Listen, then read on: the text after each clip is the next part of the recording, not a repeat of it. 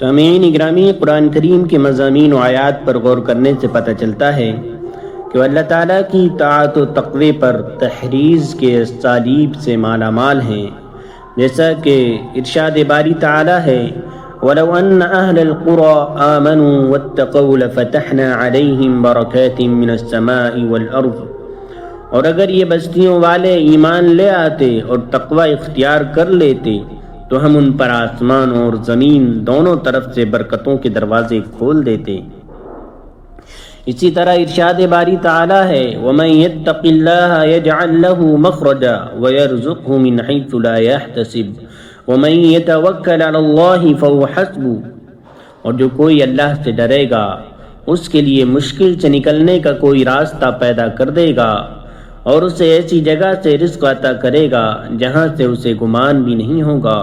اور جو کوئی اللہ پر بھروسہ کرے تو اللہ اس کا کام بنانے کے لیے کافی ہے۔ نبی کریم صلی اللہ علیہ وسلم کے فرامین عالیہ پر نظر ڈالنے سے پتہ چلتا ہے کہ آپ صلی اللہ علیہ وسلم کبھی اخروی چیزوں کے ذریعے لوگوں کی تحریض فرماتے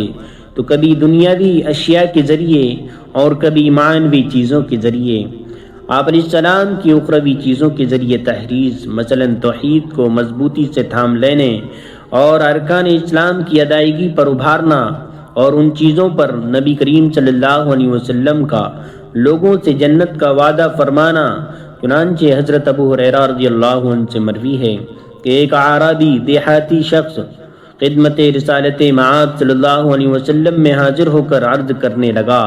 اے اللہ کے رسول، آپ مجھے کوئی ایسا عمل بتا دیجئے اگر اسے انجام دے لوں تو جنت میں داخل ہو جاؤں۔ تو نبی کریم صلی اللہ علیہ وسلم نے ارشاد فرمایا، تم اللہ کی عبادت کرو، اس کے ساتھ کسی کو شریک نہ ٹھہراؤ،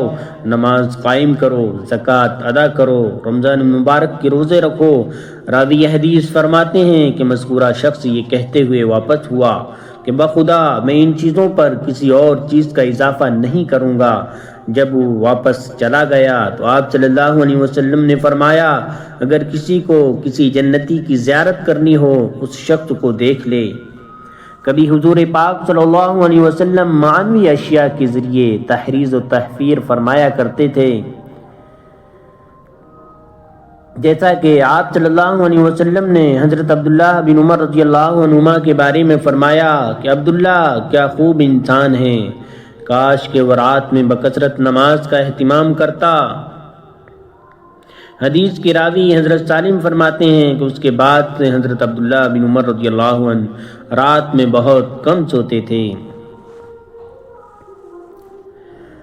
کبھی کبھار آپ صلی اللہ علیہ وسلم معنوی چیزوں کے ذریعے جیسے بہادری اور پیش قدمی و اقدام پر ابھار کر تحریض فرمایا کرتے تھے۔ حضرت انس رضی اللہ عنہ سے مروی ہے کہ نبی کریم صلی اللہ علیہ وسلم نے غزوہ احد کے دن ایک تلوار اٹھائی اور فرمایا کہ کون میرے ہاتھ سے یہ لے سکتا ہے۔ کبھی معنوی تحریض کسی کارنامے کی انجام دہی پر بڑی منقبت و عظمت کا تذکرہ کر کے کی جاتی ہے، جیسے نبی کریم صلی اللہ علیہ وسلم کا فتح خیبر کے موقع پر فرمانا کہ کل میں اسلامی عالم ایسے شخص کو دوں گا جسے اللہ اور اس کا رسول عزیز رکھتے ہیں اور وہ بھی اللہ اور اس کے رسول سے محبت رکھتا ہے۔ چنانچہ سارے لوگ اس سعادت کے امیدوار تھے کہ کس کے ہاتھ آخر یہ جھنڈا آئے گا۔ بالآخر حضرت علی رضی اللہ عنہ کے حصے میں یہ سعادت آئی اور آپ ہی کے ہاتھ پر خیبر فتح ہوا۔ غور کیجئے کس طرح حضور اکرم صلی اللہ علیہ وسلم نے معنوی تحریض فرمائی کہ ہر شخص اس سعادت کے حصول یابی کے لیے بے تاب ہو گیا۔ تحفیظ تحریض کے اسلوب میں ایک اسلوب سوالیہ انداز اختیار کر کے ذہن و دماغ کو برانگیختہ کرنا، جیسے نبی کریم صلی اللہ علیہ وسلم حضرات صحابہ اکرام رضی اللہ عنہم اجمعین کے ساتھ کیا کرتے تھے۔ چنانچہ کبھی آپ فرماتے، کیا تم میں کوئی شخص ایک رات میں ثلث قرآن پڑھنے سے بھی بے بس ہے؟ کبھی آپ فرماتے، کیا تم میں کوئی شخص ہر دن 1000 نیکیاں نہیں کما سکتا؟ کبھی تو تحریض احساسات و جذبات کی برانگیختی سے ہوتی ہے،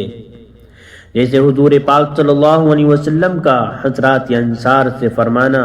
کیا تم اس بات پر راضی اور خوش نہیں ہو کہ لوگ دنیا اور مال غنیمت لے کر اپنے گھروں کو جائیں اور تم اللہ کے رسول کو اپنے گھر لے جاؤ؟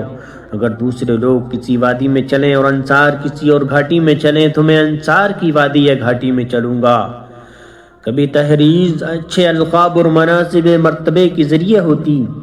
جیسے نبی کریم صلی اللہ علیہ وسلم اپنے بعض صحابہ اکرام رضی اللہ عنہم اجمعین کو ان کی شخصیت کے مناصب القاب سے ملقب فرماتے تھے، اور آج تک وہ انہی القاب سے معروف و مشہور ہیں۔ چنانچہ آپ علیہ السلام نے حضرت ابو بکر رضی اللہ عنہ کو صدیق کا لقب دیا، حضرت خالد بن ولید رضی اللہ عنہ کو سیف اللہ کے لقب سے ملقب فرمایا۔ نبی کریم صلی اللہ علیہ وسلم اپنے یاران باصفا کو اوصاف حمیدہ اور القاب حسنہ سے یاد فرماتے ہوئے فرماتے ہیں، میری امت میں سب سے زیادہ میری امت پر رحم کرنے والے ابو بکر ہیں، اور اللہ کے معاملے میں سب سے زیادہ سخت عمر ہیں، اور سب سے زیادہ سچی حیا والے عثمان ہیں، اور اللہ کی کتاب کے سب سے بڑی قاری ابی بن کعب ہیں، اور فرائض میراث کے سب سے بڑے جانکار زید بن ثابت ہیں، اور حلال و حرام کے سب سے بڑے عالم معاذ بن جبل ہیں۔ اور سنو، ہر امت کا ایک امین ہوتا ہے، اور اس امت کے امین ابو عبیدہ بن ابن الجراح ہیں۔ معلوم ہوا کہ تحریض و تحفیظ تربیت کے کامیاب ترین اسلوب میں سے ہے، جس سے مطلوبہ تربیتی مقاصد حاصل ہوتے ہیں، اور مربی کے لیے میدان تربیت میں مہارت و حکمت کے ساتھ اپنی سرگرمیاں انجام دینا آسان ہو جاتا ہے۔ اللہ تعالی ہم سب کو صحیح سمجھ کر عمل کی توفیق عطا فرمائے۔